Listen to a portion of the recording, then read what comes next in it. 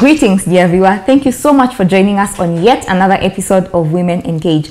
My name is Efi Joanna Tieno, and I'll be your host today as we talk to our doctors, women in the profession, career women, and how they're navigating life, the profession, a profession that is also considered a calling, how they're navigating all that, and also the emotional burden that comes with some of the work that they do. So welcome for those who are joining us for the first time, and feel at the feet of Jesus as we learn about different things that affect the modern day woman at the feet of Jesus. And for those who are recurring viewers, thank you so much for joining us and welcome back to studio. So I'll just allow my guests to introduce themselves and then we can start. For context, I'll call all of them Daktari, but they can just introduce themselves and they'll tell you a little bit about themselves. My name is Noel. I am a medical student in Kenyatta University, and I'm in my final year currently. Welcome, Manset Flozil. My name is Bisase Mora. I'm a medical practitioner. I've been in the service for 20 years now, and I'm a lifestyle coach. Yes. Wow. Thank you so much. Welcome back on set. Welcome. This is your first time, I believe. So welcome, karibu sana. We'll just go straight into the conversation. And as you can see, we have one experienced in the profession and one just joining in the profession. So I think that will guide a little bit of our conversation in terms of the dynamics of what she's looking up to in the profession and what you're looking up to. But just to kickstart the conversation, we can start with you, Daktari. This profession is considered a calling, right? Exactly. So how do we navigate, the dynamics of this is a calling, number one, but it is also something you've studied for, it's your career, and therefore you need to make money out of it, you need to survive. And in light of what's currently happening in the field with the strike, how do we balance that out? Not a good topic to handle with a strike on session now, but let me talk about the profession. I agree with you, medical profession is a calling. It's not a profession that you get into to get money. The money comes like droppings. It's very little that comes considering the amount of effort and the time you put into the profession. So that's why we refer to it as a calling. And you go out of your way to help mankind, to give hope to the faint-hearted. And when you bring in Christ into it, it actually makes it even more lovely to work in the industry. As I said, I've been in it for 20 years now. I have grown in the journey. Of course, when I got in, I thought it was out to make money. But I realized, no, there's no money there. If you want money, go and do other things. But the joy that you get to see when people who walked in weak, people who walked in pain, people who walked in with no hope, will stand up and be happy and later bring you a sack of maize, a sack of sugar. And sometimes they even bring goats and sheep and like, oh wow, where am I taking these things in the city? But it expresses so much joy to see someone stand up and say thank you. Wow, that's actually beautiful then. It's only that I fear blood, I could not. But thank you so much for And talking about blood, there is a bit of what is even worse than blood, I think, from many people that I've had, being in a situation whereby you're dealing with corpses. And that is usually our first year of training. Yes.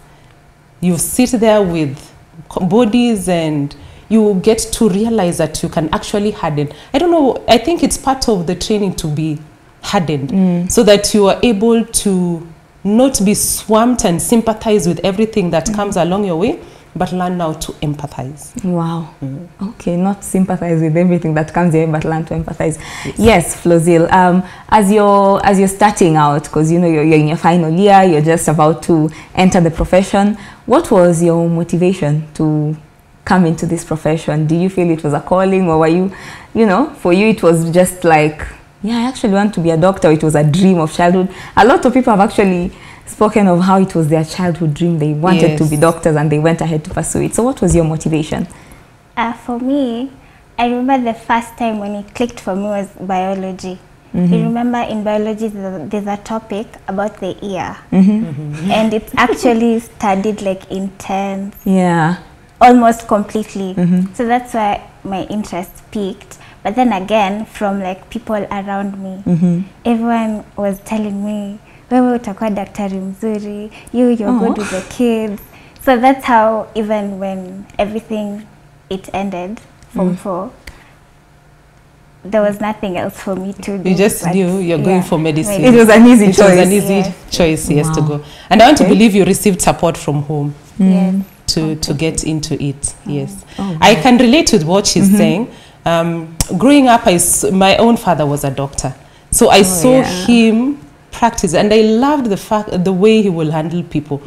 Actually, much of my practice is from what I caught from him, not what he told me. I will just catch glimpses here and there, observe how to sit and listen.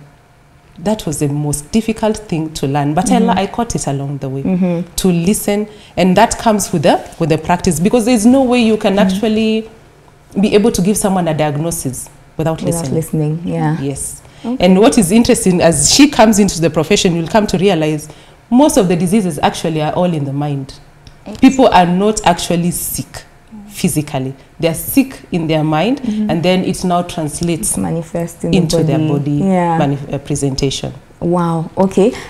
There's something very interesting. I think I know about medicine from watching medical shows, which also lie to us a little bit. Exactly. But there's always the downside of being in this profession, and that is you get to experience very low moments, sometimes losing a patient, or even worse, sometimes having a family member who is unwell and you really can't do much about it, or you end up losing a family member, and there's always that struggle of, I could have done something because I'm a doctor, and always that feeling from other people, you could have done something, aren't you a doctor? So how do you deal with such low moments? Maybe you've experienced that in your apprenticeship, or I don't know. I only know pupillage. But attachments, okay. Maybe you've experienced that. How do you deal with the low moments, or how do you cope with that? For me, it's majorly from other people. During that period, the last thing someone can do is be alone by yourself, because when you're by yourself, you just like get into your head and a lot of negative thoughts, and you might end up doing a lot of bad things to yourself and to others. So the only way I have learned to cope is to be with people and talk about it, like people who can relate. And can understand. Doctors, like your circle of friends from school. And then you just do activities that take your mind completely away from it. Does it get easier with time? You learn to manage it with time. The thing is, we're talking about while at work, and you get those negative experiences. It even starts much earlier before you get into the field. While in class, in school, the amount of time you have to spend with books, and you kind of get out of touch with relationships and friendships. If you are not able to balance, you can actually lose it out. And I have seen, unfortunately, during our years, she will tell me as how it is currently, people were on extremes.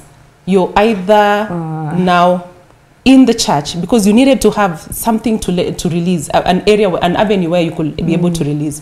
So you'll find people either in church or on the other extreme, in alcohol, drugs, and you'll wonder, this is the same doctor will tell you, do not drink. But we will even have moments to smoking breaks in school. So because we were on extremes, we had to find ways of coping. Then you come out from school and you're out in the profession. You find difficult clients who might not be reasonable enough, who will not want to listen to you first. They want to talk, and then do what they have said. Worse, now that we have Dr. Google on board, it becomes so hard to actually handle a patient and give them a diagnosis. Before you've said something, Dr. Google has already arrived before you. Or they walk in with a already formed diagnosis and a prescription. So they demand that they want 1, 2, 3. So coming out of that and telling them, no, you are actually not sick, you do not need that, takes time. And they always come up with the worst case scenario. It comes with the worst case scenario. Oh my goodness, And then on the flip side, you also asked the question of how to deal with relative who's unwell, or you lose a client, a patient, you actually also mourn with the family. The family might not see you mourning with them. We go back to the backside and we mourn, and then come out strong, because you have to release. We are also human beings. Then come out and face them and tell them the things as they are. Bringing in the Christian context now, for me, it even makes it easier, giving them hope. Walk with them during that journey and tell them, by the way, it is bad. But all hope is not lost. There is life beyond this. And then there are some who are receptive. And most of the time, actually, in those moments, they are very receptive to listen to the word of Christ, and as you encourage and give hope. A few will shun off, very few. But later, when you realize that someone is actually getting at peace with what is happening, then that becomes the greatest joy. Because I'm a human being, I might not impart complete healing at that point in time. So that comes with loss. We will run back and cry and come out strong. There are moments to debrief, sit down as practitioners and say, this is what we did. And this is the channel of how things had, the path of how things had to go. Were we at fault? No. Nature had to take place. So we release. And you go home and you're able to actually sleep, feeling that I actually put my best at that point in time. Not blaming everyone. Otherwise, you go home and everyone receives the wrath. Everyone receives the pain of the pain, including the cat. They'll wonder, hiya, what happened? Mama has come home upset. The cat will run away. The children will be like, here, red flag, take off.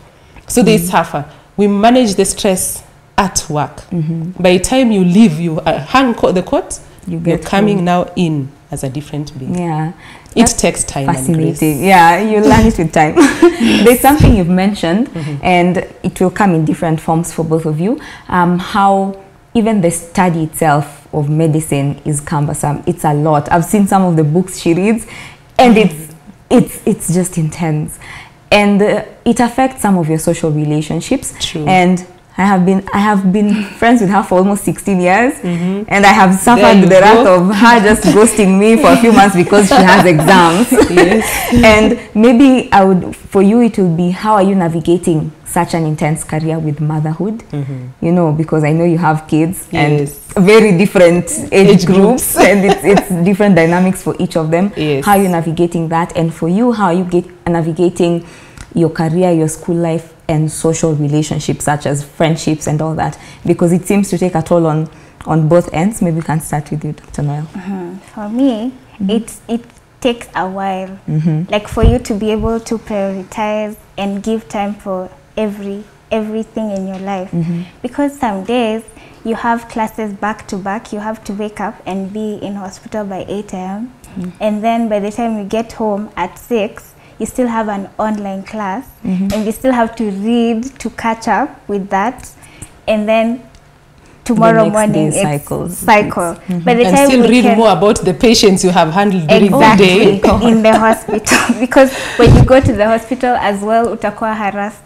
You'll be harassed with the lecturers. So you have to keep reading and reading. When weekend comes, that's the time maybe you're supposed to like be with your friends and family. But you still feel like you still don't know much, you need to catch up. So it's just about making time and prioritizing, which you learn with time. It comes with intentionality. Yes. Intentionally decide, to this weekend, I remember my school days, will decide it is Sabbath.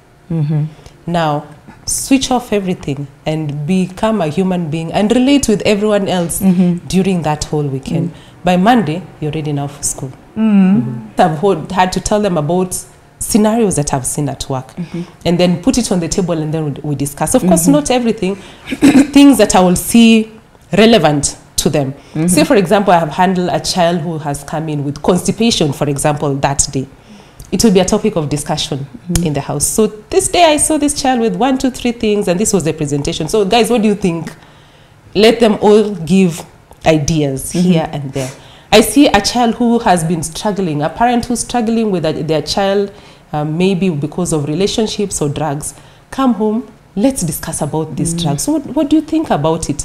And slowly over time, they have come to embrace the kitchen talk. We call it a kitchen talk. So call everyone to come into the kitchen where I am so that I'm able to touch base. My eye is behind. No mothers always have eyes from behind. The back, yeah. So you are able to see what is happening. And a child who is quiet, engage them. Poke and ask, so what do you think about this? Over time, it has made them be able to relate and understand their mother is a professional woman who may be at times away from home for long.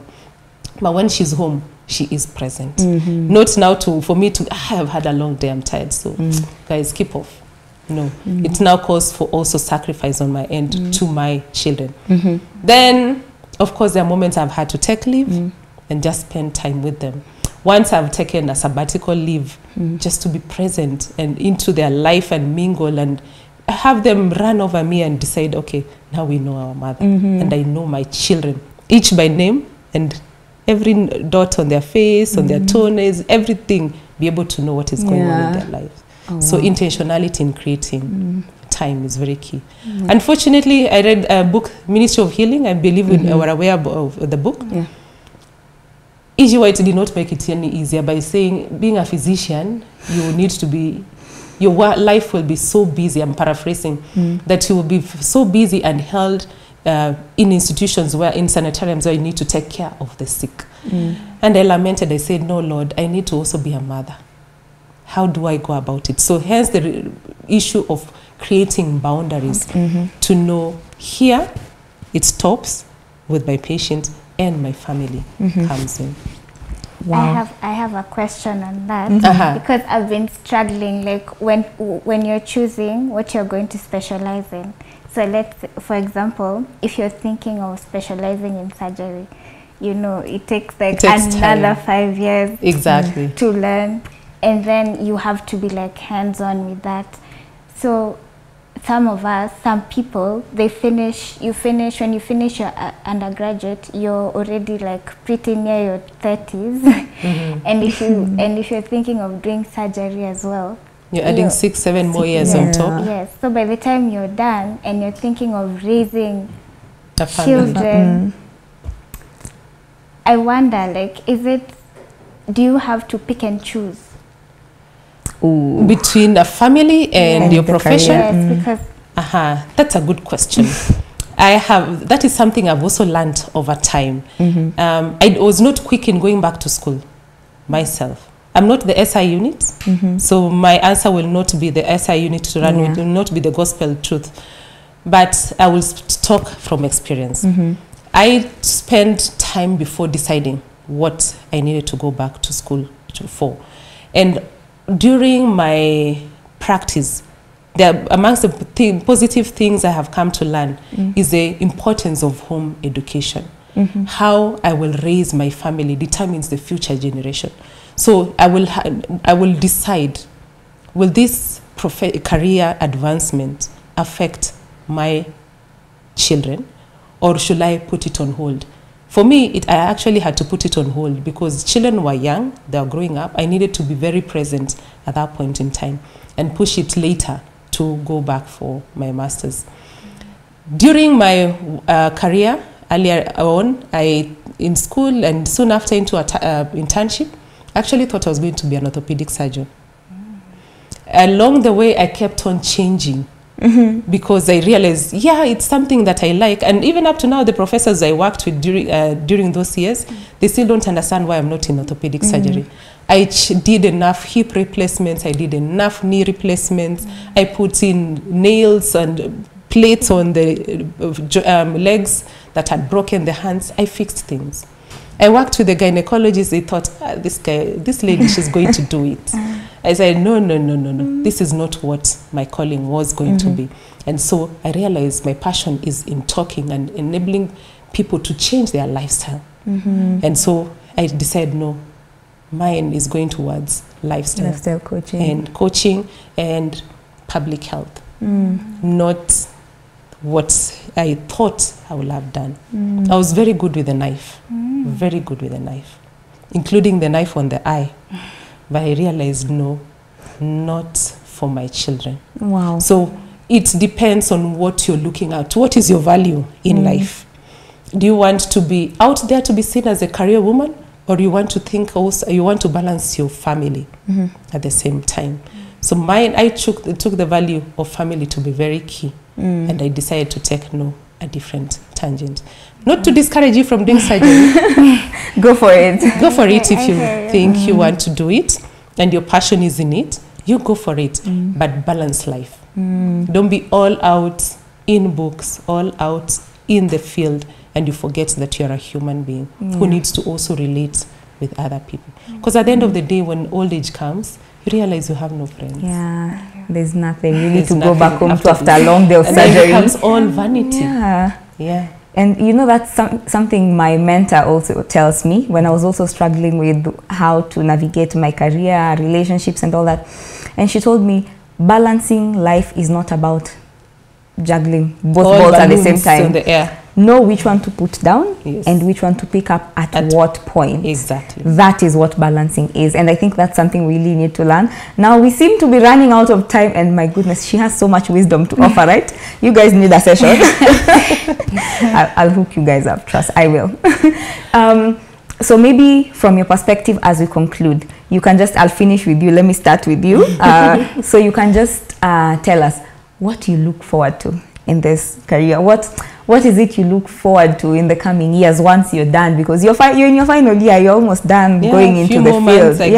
A few more months and that's it. So what are you looking forward to, and what are some of the lessons that you've learned so far that you'd wish to share? And then you will tell us, looking back, what are some of the things you wish you knew sooner at this point in life that are lessons you've learned that have helped you in your career to this point? And then we can bring it to a close.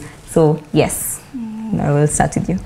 Okay, so the lessons I've learned and I'm still learning is doctors are actually not miracle workers. we usually work with the diagnosis, like the signs and symptoms. You tell us your problem and then that's what but then it doesn't mean whatever diagnosis we make or the drugs you're giving you, it's not a guarantee that you will get well. So like for example, I have an experience with my uncle.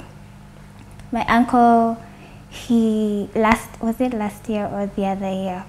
He was very deteriorative to a point where he needed a lung transplant and a heart transplant, both at the same time.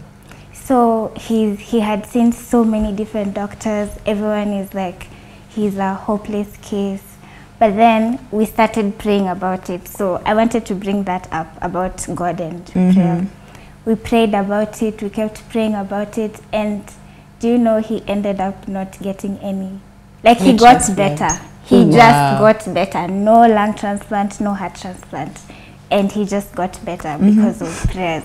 So there's some things you can't like always scientifically explain or scientifically solve. Yeah. Wow. You've learned to know your limits. There are things that are for Dr. Noel and there are things that are just for God. Yes. That's actually a very I agree with lesson. her. And that is something that I've also come to learn over time. That being a physician, you're the hands and mouth of Christ. So that he uses you in the room, in that consultation room, to impart healing, to give words of hope. I wish I knew. Should I use the word wish? No. The question was, what is it that I should have known much earlier? It took time for me to learn that 90% of the diseases are in the mind. Had I learned this much earlier, I would have helped people much earlier so that they don't come to the hospital at all times. It's not every ache that should make you run to the physician. Just like she has said, there was a part of prayer to play. There's also that part that you can actually do by yourself at home, by your healthy lifestyle. And so now I speak the gospel of healthy lifestyle living, so that you can avoid getting into the hospital. And more so as we move on towards this end of times that we are living in, and you find as physicians are out on strike, you can actually do something at home. You don't live in anticipation and hoping, a physician should do a miracle to me. Wow. Thank you so much for that. I'll just ask, this just came up from what you're saying. Just a final question in 10 seconds each. What's one thing this career has taught you about yourself? One attribute that this career has actually, you know, like I can say my career has taught me patience, because people test my patience every single day. What is the one thing your profession has taught you about yourself so far? Humility. Oh, Yes. Yeah. and you? True, I agree. The profession teaches us to be humble and to listen. Yeah. Yes. Oh, you to are a really good listener. listen until what has not been spoken, you're able actually to listen to it. Yes. And then you bring it out in the conversation, because many a times people will come and hide in that consultation room. So you're humble enough to be mocked and called all sorts of names, but don't get discouraged, and be able to listen beyond that noise that they're making. What is it that they're struggling with? Wow, that's actually a beautiful lesson. Thank you so much. I feel honored to be in the presence of doctors. I'll only ever be a doctor of books, but that's okay. A doctor is a doctor. So thank you so much for joining us. It was lovely having this conversation and learning from you. And I think the lessons that we've learned from her today in her 20 years of experience do not just relate to people in the medical profession. It's, you know, it can transcend to every other profession, because these are lessons that everyone should learn, and every woman should learn, especially if you're aspiring to be a wife, if you're aspiring to be a mother, and balance it out with your career. You can actually do both of them. You just have to know when and where to put your attention at what point, and how to navigate that. So thank you so much for coming in studio today, taking you from your busy schedules. Thank you so much. I really appreciate it.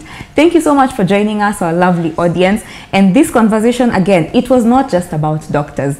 Everyone can learn from it. These are some lessons that we take throughout our careers. If you're a teacher, you're a nurse, you're a doctor, you're a lawyer, you're a banker, whatever it is. But thank you so much for joining us, and we hope to see you in our subsequent episodes. Please check us out on social media. On our platforms, we are at Hope Media Network ECD, and on your television stations, you can find us on Hope Channel. Thank you so much. Hope to see you in the subsequent episodes. That's all from us in studio. Goodbye.